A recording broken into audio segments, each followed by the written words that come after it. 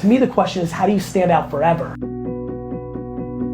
There's a level of practicality that's different for everyone, predicated on how fancy they want to be.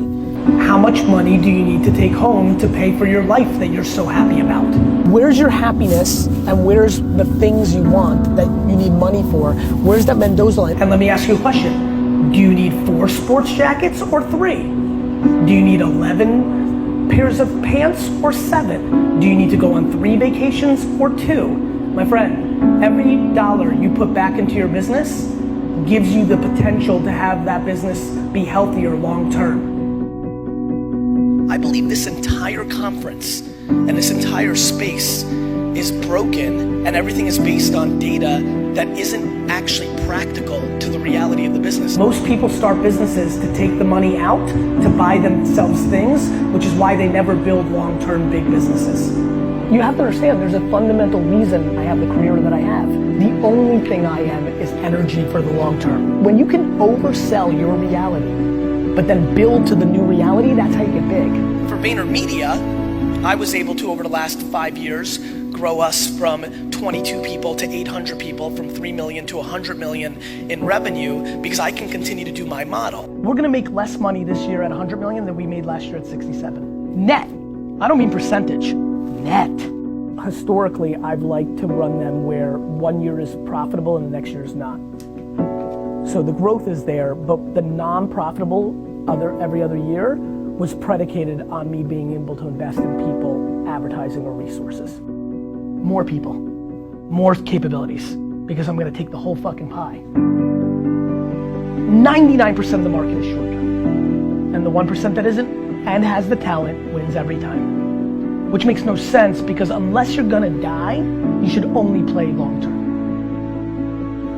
If you're gonna live to be in 2020, you might as well play to be in 2020. The disproportionate reason that most people in this room will not win is actually not the hard work, which is what I'm gonna talk about probably for the next 45 minutes. It's your lack of patience.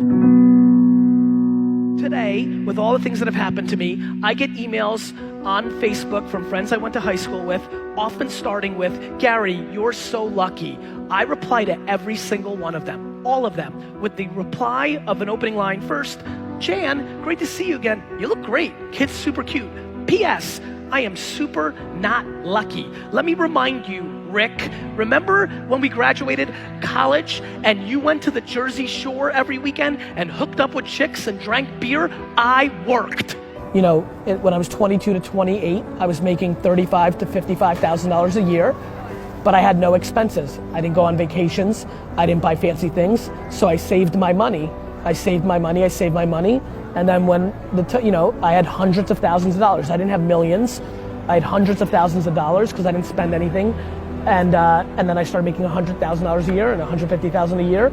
And by the time I was 33, 34, when I had that opportunity, I'd still not bought a home. I was still in an apartment. I was 33 years old and I was renting. And because I was saving cash to go on the offense.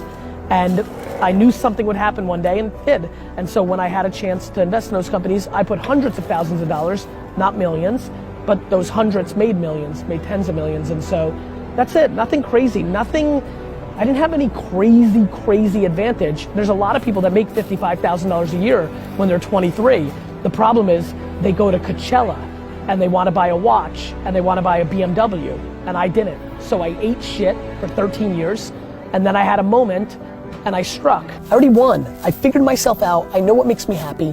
Nothing in the world makes me happier than being able to know. And by the way, this is for everybody. Everybody is the happiest when they get to do what they want to be doing. When you get to do what you want to do, you've won. That is the seductive nature of entrepreneurship, because you have control. There's no boss. But the company can become your boss. The overextending yourself and paying for your lifestyle can become your boss. Not paying attention to what makes you happy anymore can become your boss. And that's why I try to stay grounded in that stuff.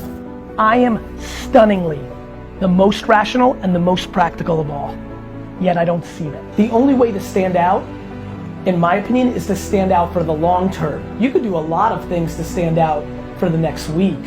You can use shock movement, you can growth hack, You can buy follow, all the dumb shit that everybody's doing to win for a week or a month, maybe even a year. To me, the question is, how do you stand out forever?